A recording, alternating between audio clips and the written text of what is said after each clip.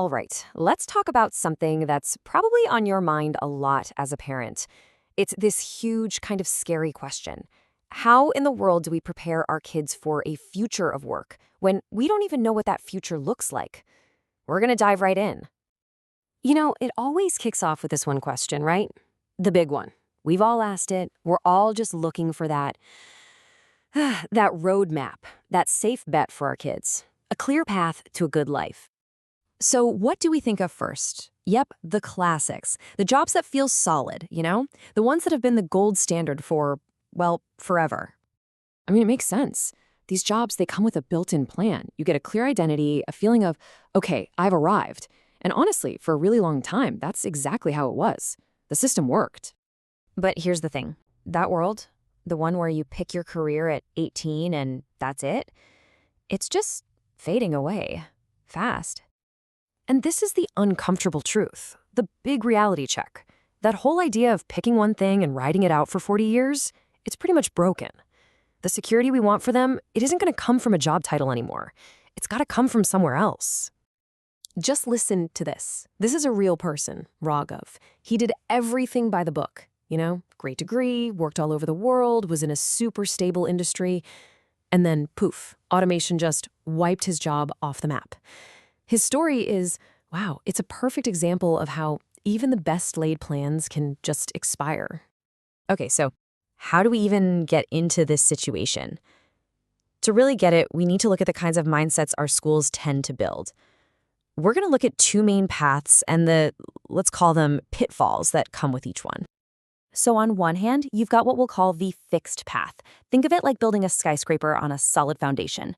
It's strong, but the whole point is to go straight up. You pick your spot and you build. On the other side, you've got the flexible path. This is more like being a sailor on the open sea. You're great at navigating change, exploring new islands, but sometimes you never drop anchor long enough to build something lasting. Let's dig into the dangers here. For that fixed path kid, the biggest risk is identity lock-in. It's when I am a software engineer becomes who you are. So if that job goes away, it feels like you're failing, not just that the industry changed. Now, for the flexible path kid, the trap is endless exploration. It's awesome to explore, but if you're always exploring, you never stop to dig for gold.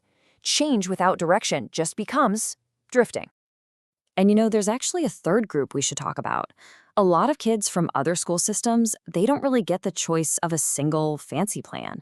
For them, adapting isn't a philosophy, it's just what you have to do to get by.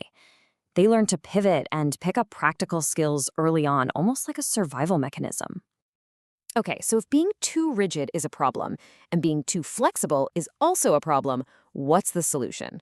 Well, it turns out it's not about picking the right path. It's about giving your kid the right toolkit for any path. And that's what this adaptability framework is all about. All right, this is the really important part. The real secret to career security isn't a job title. It's these 10 skills. These things never go out of style. Learning how to learn, that's the master skill, right? Or skill stacking, that's huge. It's about combining things. Maybe you're good at data analysis and you're a great public speaker. Boom, suddenly you're way more valuable. And I love this one, career storytelling. That's your ability to explain your zigzag career in a way that makes perfect sense. So here's the bottom line. We have to shift our focus. Stop obsessing over job titles. They're like flimsy tents in a storm. Instead, we need to focus on building a solid foundation of these skills. With a strong foundation, you can build any kind of house on top of it, again and again. Okay, that all sounds great in theory, but what do you actually do as a parent? Right, let's get super practical. Here's some advice you can use, depending on which path your kid seems to be on. So if your kid is on that fixed path, your mission is to make pivoting a normal, even celebrated thing. Praise them for trying something new, not just for getting the top rank.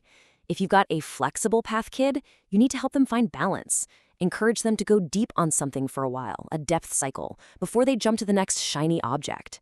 And for those kids who are already great at adapting, your job is to be their cheerleader. Help them see that their adaptability is a superpower and give them the confidence to use it.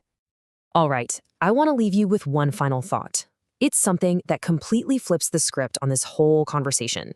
See, the future, it's not going to ask the question that our entire generation was raised to answer.